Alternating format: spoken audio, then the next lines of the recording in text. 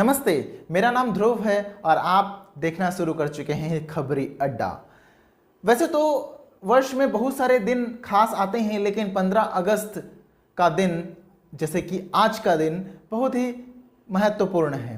15 अगस्त 1947 को भारत पूर्ण तरीके से जो गुलाम की जंजीरें थी उनसे आज़ाद हो चुका था।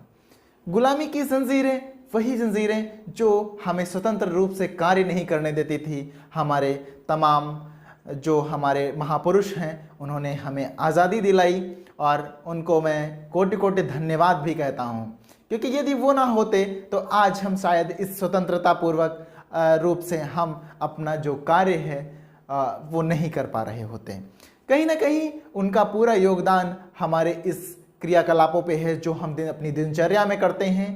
और आज खबरी अड्डा की तरफ से, खबरी अड्डा की पूरी टीम की तरफ से आप सभी को 15 अगस्त यानी स्वतंत्रता दिवस की हार्दिक शुभकामनाएं। हम आपको अपनी अगली रिपोर्ट में पूरी कहानी के बारे में बताएंगे कि 15 अगस्त स्वतंत्रता दिवस कैसे हुआ और तमाम सारी चीज़ें जो आपको शायद ना पता हों, हमारी अगली रिपोर्ट में। आज़ादी का सपना जिन आँखों ने देखा था उनमें से बहुत सी आँखें उस दिन को नहीं देख पाईं।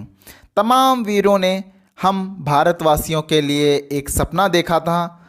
यदि उनका सपना पूरा नहीं होता तो आज हम भी लोगों की गुलामी करते घूमते। और यह आज का दिन 15 अगस्त को भारत स्वतंत्रता दिवस के रूप में नहीं मना पाता।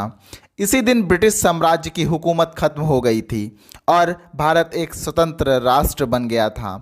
वो साल 1947 का था जब आधी रात के समय देश का हर पुरुष, महिला और बच्चा जाग उठा। स्वतंत्रता के एक नए युग और एक नए शासन का स्वागत करने के लिए तैयार था।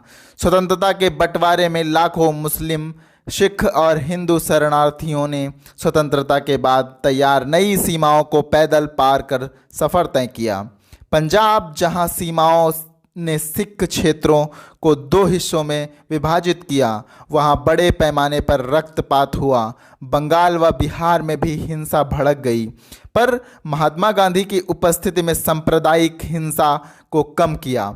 नई सीमाओं के दोनों ओर 2,50,000 से 10 लाख लोग हिंसा में मारे गए। पूरा देश स्वतंत्रता दिवस मना रहा था। वहीं गांधी जी नरसंहार को रोकने की कोशिश में कलकत्ता में रुक गए। पर 14 अगस्त 1947 को पाकिस्तान का स्वतंत्रता दिवस घोषित हुआ और पाकिस्तान नामक देश अस्तित्व में आया। मोहम्मद अली जिन्ना ने कराची में पहले गवर्नर जनरल के रूप में शपथ ली तथा भारत की संविधान सभा ने नई दिल्ली में संविधान हॉल में 14 अगस्त को 11 बजे अपने 5वें सत्र की बैठक की। सत्र की अध्यक्षता राष्ट्रपति राजेंद्र प्रसाद ने की। इस सत्र में जवाहरलाल नेहरू ने भारत की आज़ादी की घोषणा करते हुए ट्रिस्ट विद डेस्टिनी नामक भाषण दिया। सभा के सदस्यों ने औपचारिक रूप से देश की सेवा करने की शपथ ली।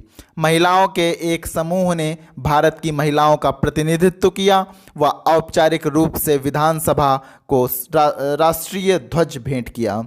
आधिकारिक समारोह नई दिल्ली में हुए, जिसके बाद भारत एक स्वतंत्र देश बन गया। नेहरू ने प्रथम प्रधानमंत्री के रूप में पद ग्रहण किया और वायसराय लॉर्ड माउंटबेटन ने पहले गवर्नर जनरल के रूप में अपना पदभार संभाला। महात्मा गांधी के नाम के साथ लोगों ने इस अवसर को मनाया। गांधी ने हालांकि खुद आधिकारिक घटनाओं में कोई हिस्सा नहीं लिया। इसके बजाय उन्होंने हिंदू मुसलमानों के बीच शांति और प्रोत्साहित करने के लिए कलकत्ता में एक भीड़ से बातचीत की। उस दौरान ये 24 घंटे उपवास पर रहे। 15 अगस्त 1947 को सुबह 11 बजे संगठन सभा ने भारत की स्वतंत्रता का समारोह आरंभ किया, जिसमें अधिकारियों का हस्तांतरण किया गया। जैसे ही मध्य रात्रि की घड़ी आई, भारत ने अपनी स्वतंत्रता हासिल की और एक स्वतंत्र राष्ट्र बन गया। स्वतंत्र भारत के प्रथम प्रधानमंत्री पंडित जवाहरलाल नेहरू ने इस दिन ट्रिस्ट विद डेस्टिनी नियति से वादा नामक अपना प्रसिद्ध भाषण दिया। कई सालों पहले हमने नियत से एक वादा किया था और अब समय आ गया है कि हम अपना वादा निभाएंगे। पूरी तरह ना सही पर बहुत हद तक तो निभाएंगे। आधी रात के समय जब दुनिया सो रही थी, भारत जीवन और स्वतंत्रता के लिए जाग जाएगा। ऐसा क्षण आता है मगर इतिहास में बिरले ही आता है। जब हम पुराने से बाहर निकल नए युग में कदम रखते हैं, जब एक युग समाप्त हो जाता है, जब एक देश की लंबे समय से दबी हुई आत्मा मुक्त होती है, यह संयोग ही है कि इस पवित्र अवसर पर हम भारत और उसके लोगों की सेवा करने के लिए तथा सबसे बढ़कर मानवता की सेवा करने के लिए समर्पित होने की प्रतिज्ञा कर रहे हैं। आज हम दुर्भाग्य के एक युग को समाप्त कर रहे हैं और भारत पुनः स्वयं की खोज पा रहा है। आज हम जिस उपलब्धि का उत्सव मना रहे हैं वो केवल एक कदम है नए अवसरों के खुलने का। इससे भी बड़ी विजय और उपलब्धि हमारी प्रतीक्षा कर रही है। भारत की सेवा का अर्थ लाखों करोड़ों पीड़ितों की सेवा करना। इसका अर्थ है निर्धनता, अज्ञानता और अवसर की असमानता मिटाना। हमारी पीढ़ी के सबसे महान व्यक्ति की यही इच्छा है कि हर आँख से आंसू मिटे। संभवतः ये हमारे लिए संभव ना हो, पर जब तक लोगों की आंखों में आंसू है तब तक हमारा कार्य समाप्त नहीं होगा।